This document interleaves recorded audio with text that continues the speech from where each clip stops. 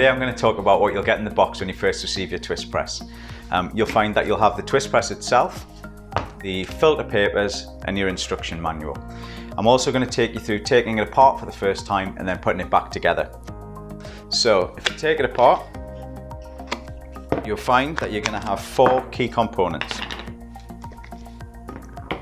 First and foremost, you've got the upper section, and this is where you have a silicone plunger. You then have the storage lid, which sits on the top of that, the lower handle, and then you have your helix chamber. The lower handle is where you'll put your filter paper for the first time.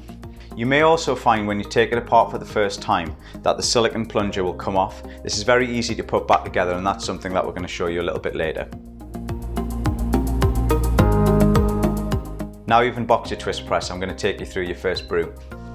So you'll take your filter paper, and if you put it into the lower section of the twist press, I generally wet it just to take away the dust. We're going to do some more advanced videos further down the line, so we'll take you through ratios and some greater detail on grind size and some tips that we've got. So you've wetted your paper filter, and we do that just to take the dust off, as I mentioned, but also it's primarily so that there's no flavour that's tainted from that dust.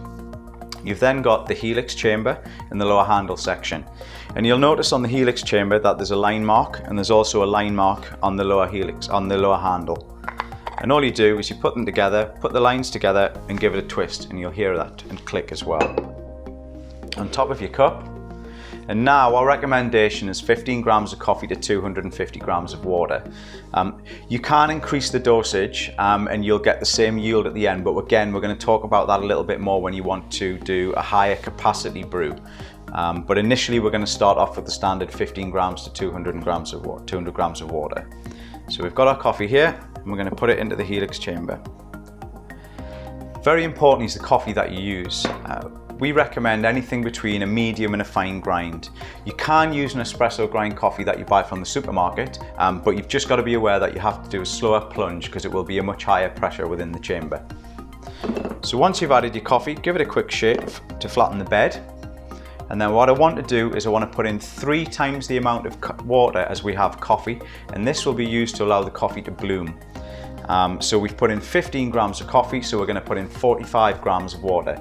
Again, that's around 45 milliliters, or just enough to wet the coffee.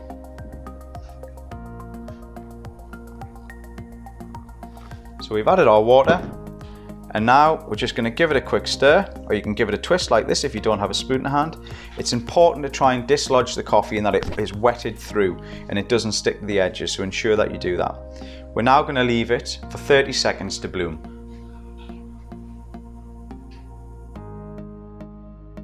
The coffee's now bloomed, and we're going to top up with the hot water towards the top of the helix chamber. A very important thing to remember is don't fill the water all the way to the top of the chamber. You want to leave somewhere around a centimetre at the top. And once you've done that, you can put the upper section on and press down. The upper section also has alignment marks on it. So you will see that there's an alignment mark here, and there's also an alignment mark on the helix chamber underneath, so you know where you should insert. As a very rough guide, if the handles are parallel, you know that you've got the right position. We're now going to leave it to brew.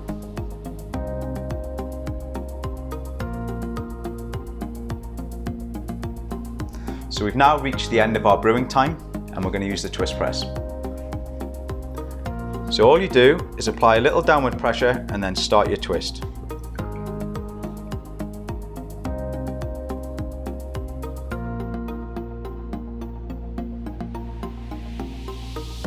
It's very important to remember that when you're doing the plunging that you do it for 30 seconds. The product's been designed in that way, and if you try to do it too quickly, it builds up too much pressure in the chamber, and you can get a small amount of water seepage from the bottom. That's perfectly normal because it's been designed to release pressure so that there isn't an upbuild of pressure within the chamber. If you do see that happening, all you need to do is take off the pressure and then slowly start plunging again. Never reverse the plunge though, because that will pull the paper filter out from the base. So it's very important that you stop and then apply the pressure. Don't reverse it. As you get towards the bottom of the plunge, you'll hear the air pressure come out, and you know that that's when you need to stop. Don't apply too much pressure on the handles thereafter.